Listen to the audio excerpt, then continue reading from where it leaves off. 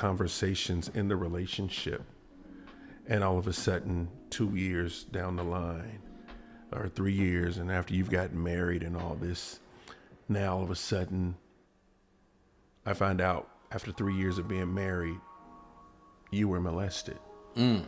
Or you find out 3 years from now and I just let you know that I was physically abused by my dad as a child. That's something that people need to know.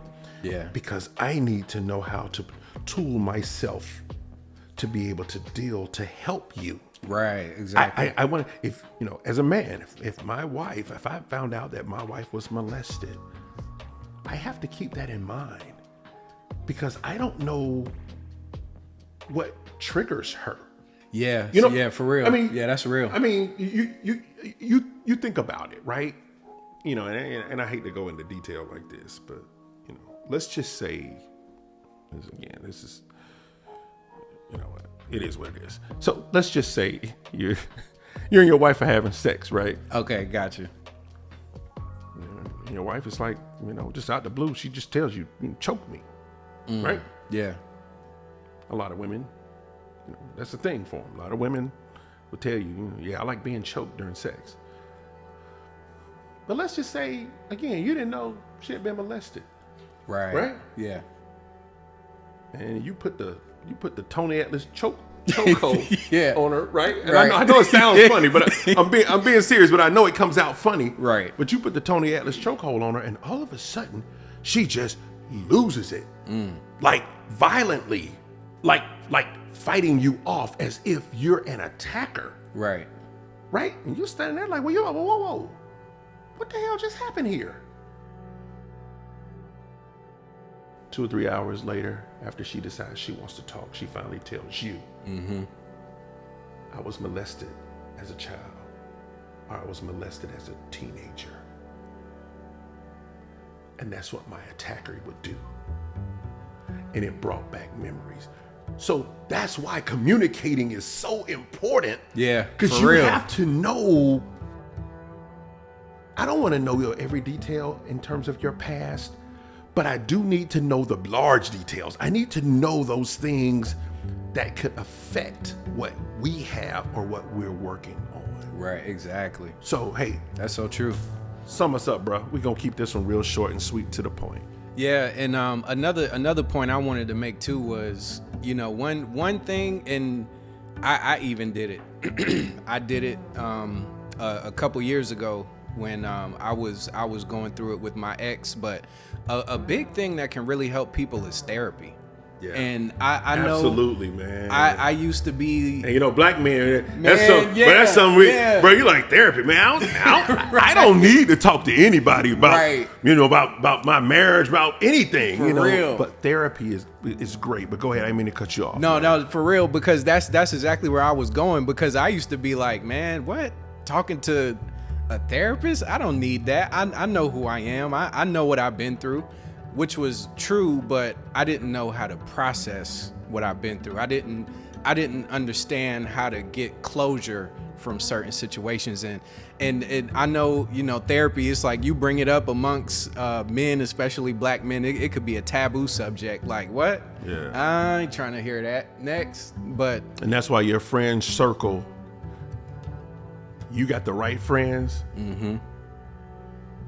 Your brothers will say, not only do I believe in counseling, I got a couple numbers for you to call. That's real. Yeah. Bruh, I'll even go with you if you need me to go, you know, at least go to the office with you. Right. Because a lot of times that's so new. Counseling and therapy is new to black men. It's a fairly new concept. It is. So if it means, hey, bro, I'll drive you there myself, if that's what it takes to get you the help that you need. Yeah. And that's what we as black men, we have to do more of for one another. Yeah. We have to be supportive of one another. Not just, you know, going to basketball games together, watching football games and, you know, kicking it. And I'm talking about now when it comes to stuff that really matters to your mental. Yes. You need to have friends around you that also recognize as a black man, you need intervention. Yeah, for real. Whether it be therapists or whether it be me calling up two of our other homeboys saying, hey, y'all, meet me at the crib. Right, yeah. Because John, I think we need to help John. Mm-hmm. Well, you know, what's going on? I'm not going to give any details yet, but y'all meet me at my house Friday night at 8 because our brother needs us. Right. We also have to be able to do that and be in that that type of realm with in terms of being with our friends, being able to identify when they need us. Right. We always ask, hey man, let me know if I can do something for you, or hey, if I need to do this, I need.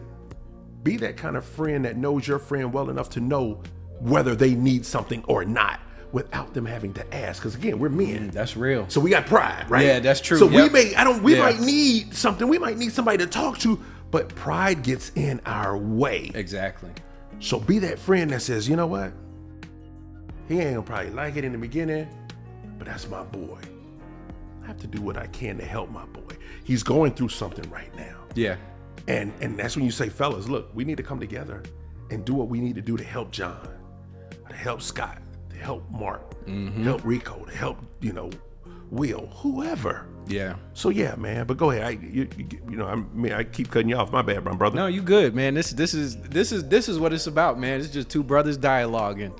But yeah, man, I mean, therapy it can really make a difference. And I've been through it myself. So I'm not just sitting up here talking. I'm speaking from experience because, I thought, and it's so funny because at first I always wonder, like, why do they always go back to the childhood? Like I'm talking to you about something that happened last week and you talking like you want to take it back to almost when I came out the womb. Like, who is this person? Where most of it stems from. That is so true, Steve. And think about it, man. Some of us have a lot of us have some real jacked up childhoods. Yeah. And not necessarily your entire childhood, but there was always something in your childhood that was quite traumatic. Yes. Right? Yeah. And as a child, you just kind of ignored it.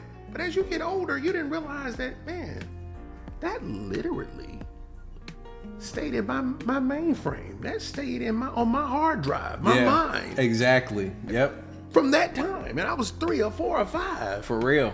Like, but damn, at 25 and 35, 45, I'm still dealing with this. But I didn't realize that was the problem. Right. So that's why, again, man, if you need help, if you need counseling, somebody to talk to, get the help. Please do. Stop trying to deal with it on your own.